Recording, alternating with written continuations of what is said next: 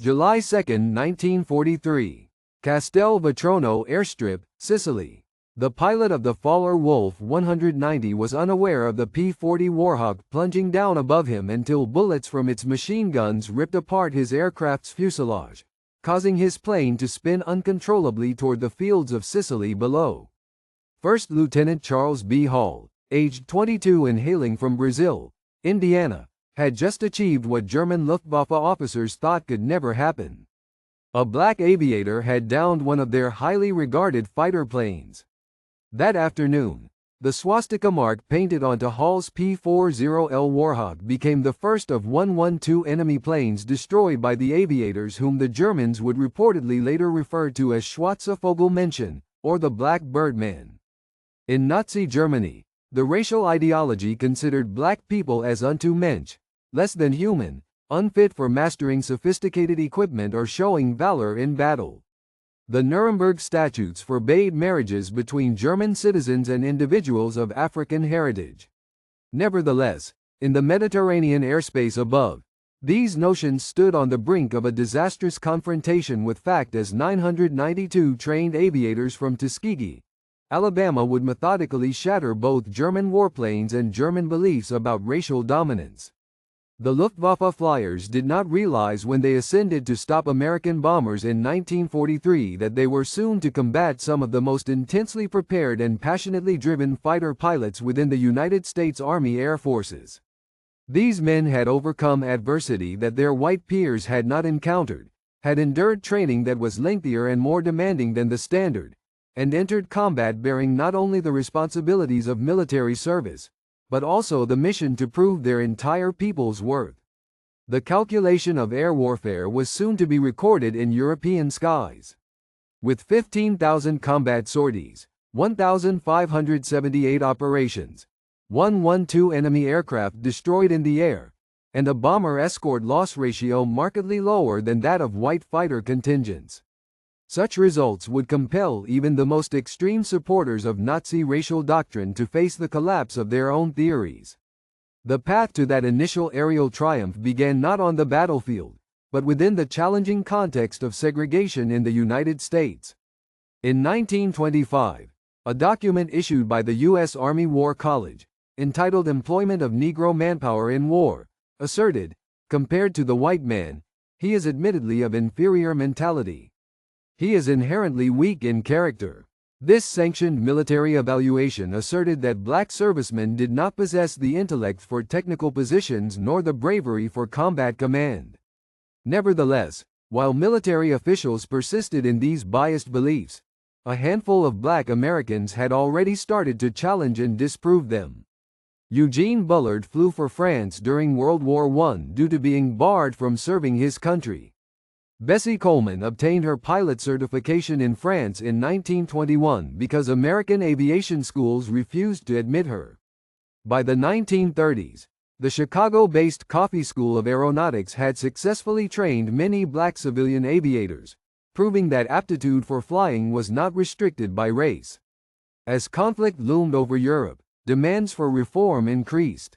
Civil rights figures such as Walter White of the NAACP, labor activist A. Philip Randolph, and Judge William H. Hastie persistently campaigned for the participation of blacks in military flight programs. African American newspapers, including the Chicago Defender, the Pittsburgh Courier, and the Baltimore Afro-American, continually challenged the Roosevelt administration, posing a direct question. How could the nation promote democracy abroad, yet refuse it domestically? On April 3, 1939, Public Law 18 cracked the door open at last. Senator Harry H. Schwartz had added an amendment mandating that the Civilian Pilot Training Initiative must have at least one institution selected by the Civil Aeronautics Authority for the education of any Negro airmen. This was not a generous reform, as it was embedded in segregation, but it marked a starting point. When Franklin Roosevelt campaigned for a historic third presidential term in 1940, winning black support in northern urban centers became essential.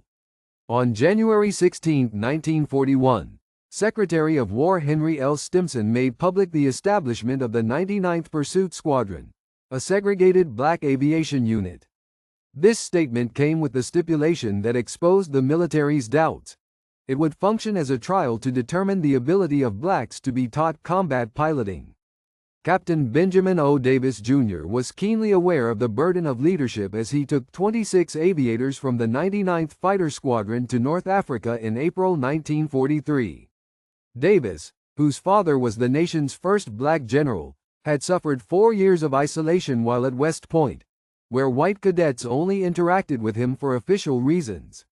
Now, he led individuals whose dreams encompassed not just their own, but also the hopes of 13 million African Americans. The 99th reached Farjuna, Tunisia, where they were attached to the 33rd Fighter Group under Colonel William W. Mommy, a leader openly dubious about the abilities of black aviators.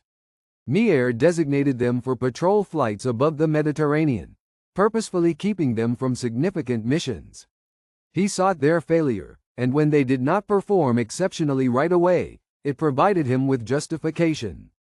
On the morning of June 2, 1943, they flew their inaugural combat sortie. It was an assault on Pantelleria, an island controlled by the Italians. As their aging P-40 Warhawks ascended toward their objectives, German planes abruptly engaged. The Tuskegee Airmen maintained tight formation, shielding their bombers. Neither side lost any aircraft, but the Germans received an initial lesson. These aviators would not falter under duress. However, the turning point arrived on July 2, 1943. Charles Hall was on his 8th combat flight, escorting B-25 Mitchell bombers as they struck Castelvetrano airfield in Sicily. 2 Fowler-Wolf 190s aggressively approached the bomber group. Hall would later recount, "I spotted 2 Fowler-Wolves following the bombers shortly after the bombs were released.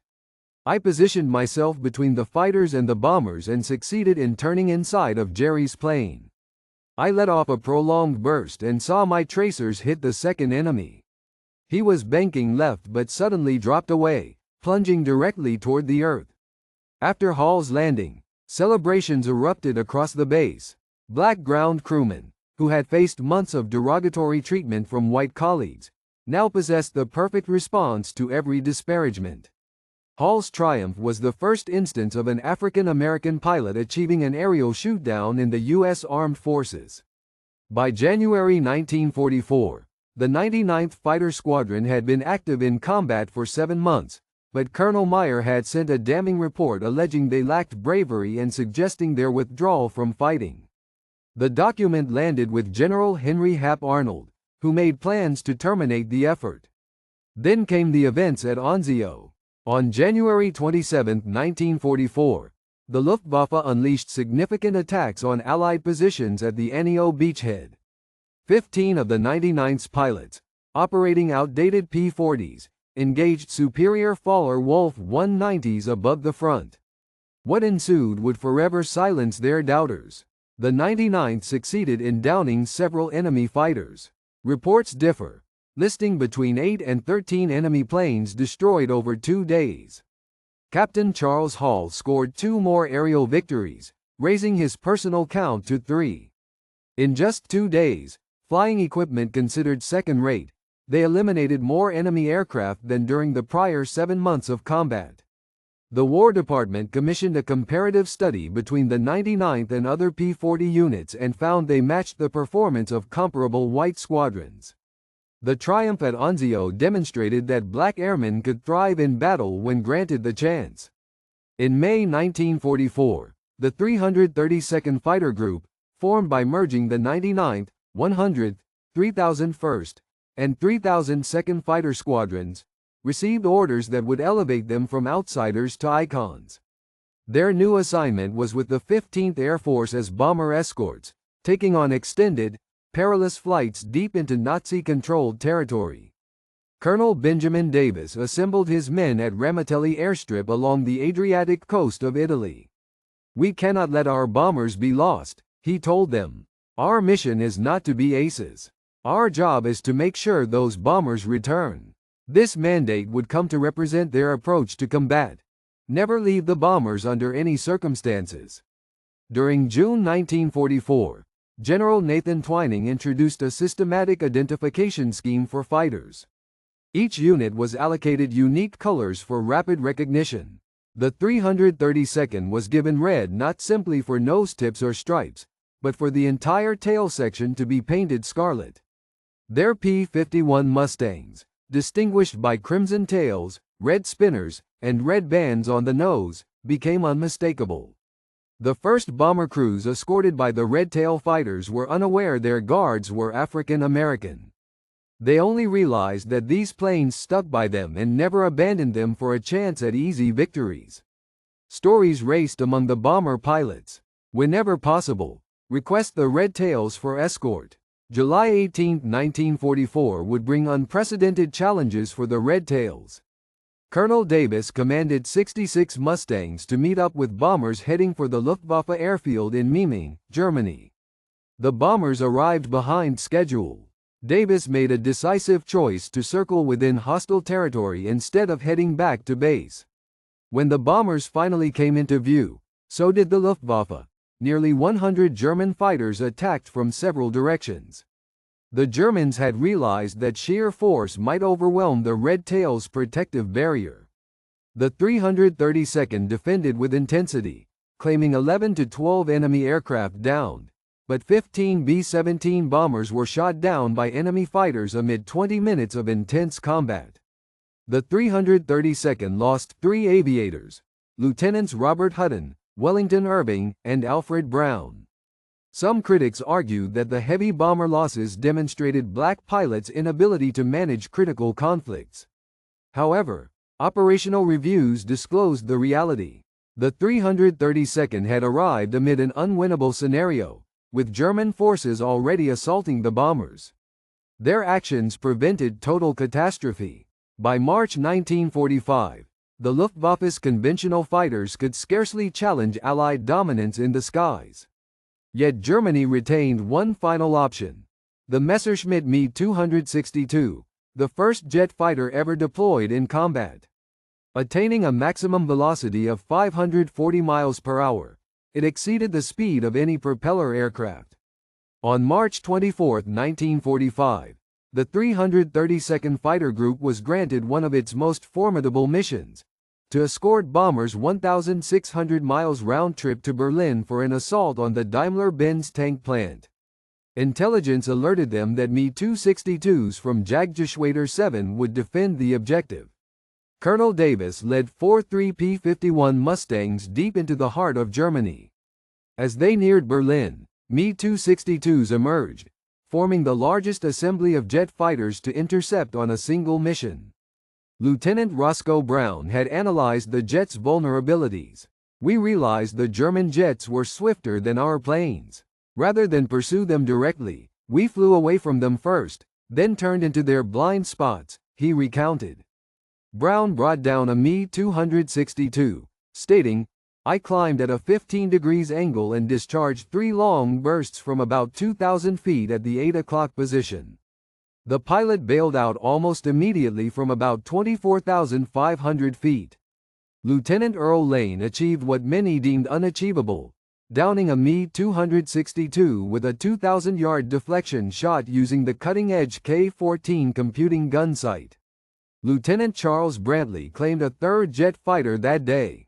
The destruction of 3 Me-262s in one engagement outnumbered the total jets destroyed by most fighter groups during the entire conflict.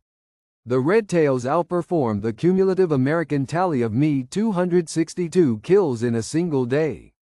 For this mission, the 332nd Fighter Group earned a Distinguished Unit citation. Not every clash between Tuskegee Airmen and German forces ended with success. 32 pilots were captured as prisoners of war, and their ordeals highlighted the complicated relationship between Nazi racial beliefs and military necessity. Lieutenant Alexander Jefferson was shot down on August 12, 1944, during his 19th sortie. His P-51 was hit by anti-aircraft fire over southern France during a strafing attack on radar stations. During his questioning, the German officer showed detailed knowledge of the 332nd Fighter Group. The interrogator possessed intelligence on Ramitelli Airfield, knew about our squadron leaders, and even personal facts about my parents' residence in Detroit, Jefferson said. He knew my father's profession as a teacher and my mother's maiden name. Their espionage was impressively comprehensive. Inside Stalag Luft III, Jefferson was treated like his peer American officers. White POWs from bomber units frequently thanked him for the Red Tails coverage. These interactions, unthinkable in segregated America, occurred naturally among captives in Germany. The irony wasn't lost on Jefferson. Here I was in a Nazi POW camp, being treated more fairly by white Americans than I would at home. Once the war concluded and Jefferson returned to America, he faced segregation immediately on arrival. While German flyers reportedly respected the Red Tails as Schwarze Vogelmenschen, the most ardent admirers were American bomber crews. To these men facing constant danger, race was irrelevant, survival mattered. Bomber crews circulated tales about the Red Tails. Their unique flying habits, such as waggling wings in greeting, flying tight formations, and never abandoning damaged bombers. The bomber crews affectionately called them Red Tail Angels. Statistical evidence confirmed the bomber crews' beliefs. Research by Air Force historian Dr. Daniel Holman demonstrated that under 332nd Fighter Group escort, bombers lost only 27 planes to enemy fighters, compared to an average of 46 for other P-51 escorts in the 15th Air Force. This higher degree of protection was achieved despite the Red Tails flying some of the war's lengthiest and riskiest missions. By the time the war ended, the Tuskegee Airmen had achieved a record that shattered every assumption about black military effectiveness prior to the conflict. Combat data reflected 1,578 missions flown, more than 15,000 sorties, 179 bomber escort missions, 311 sorties for the 15th Air Force. They destroyed 112 enemy planes in air combat, 150 on the ground. On March 24, 1945, they brought down 3 Me-262s. Their ground targets included 950 railcars, trucks, and vehicles, and 254 locomotive engines. The Ta-22, formerly the Italian destroyer Giuseppe Missori, was rendered unrecoverable on June 25, 1944. Their protection record showed just 27 escorted bombers lost to enemy fighters versus the average of 46 for other units, a superior safety margin achieved on 179 escort missions. Among individual pilots, Lee Archer claimed 4 victories, Joseph Ellsbury achieved 4, including 3 FW-190s on July 12, 1944. Edward Toppins earned 4 victories. Clarence Lester shot down 3 in one sortie on July 18, 1944. Honors included 96 Distinguished Flying Crosses for 332nd pilots, 744 Air Medals, 14 Bronze Stars, 8 Purple Hearts, 3 Distinguished Unit Citations for the 99th Squadron, and 1 Distinguished Unit Citation for the 332nd. The human toll included 66 killed in action, 32 captured, and 84 lost in accidents or training. The journey from ridicule to respect depended not only on bravery but also the advanced American training and technology the Red Tails executed with skill. At Tuskegee, black pilots had more flight hours than white trainees, 300 against 200. They drilled formation flying relentlessly since they knew discipline was critical in combat. Washout rates at Tuskegee stood at 60%. Compared to 40% for white cadets, resulting in only the finest reaching graduation, producing what Tuskegee leader Colonel Noel Parrish called a super-selected group. Their progression through aircraft mirrored their story. The 99th got hand-me-down P-40 Warhawks, already outmoded in North Africa, with their liquid-cooled Allison engines inferior to the German Bf-109s and FW-190s in most capabilities. Still, Tuskegee pilots used the P-40's strong turning and durable construction to stay competitive. The arrival of P-51 Mustangs in July 1944 made the Red Tails equals of any air unit. The North American P-51D Mustang epitomized U.S. engineering, its Packard-built Merlin engine producing 437 miles per hour top speed. Its .50 caliber guns could bring down any plane. Its 1,600-mile range with drop tanks permitted it to protect bombers anywhere in Germany.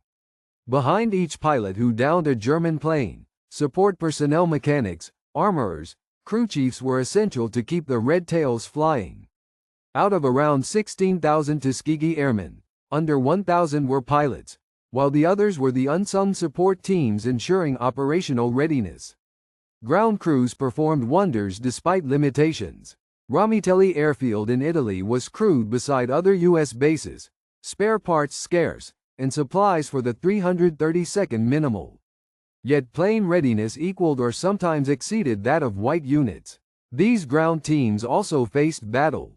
Luftwaffe attacks on Ramitelli were rare but lethal.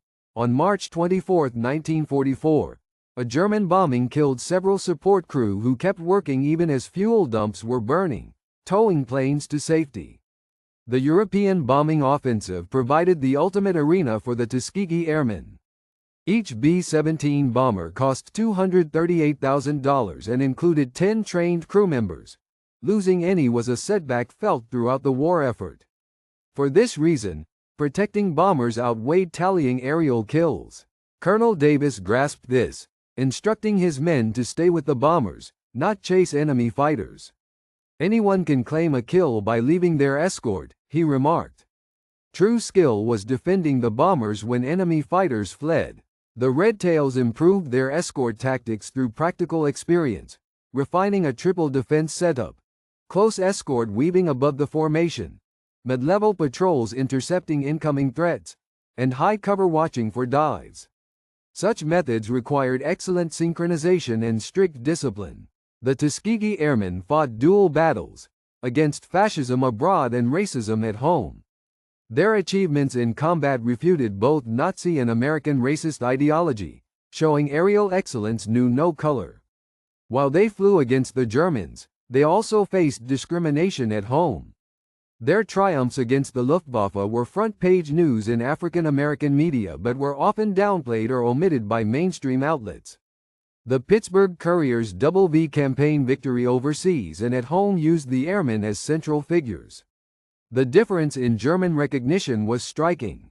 By 1945, the Luftwaffe evidently identified the red-tailed Mustangs as flown by black pilots, calling them Schwarze Vogelmenschen.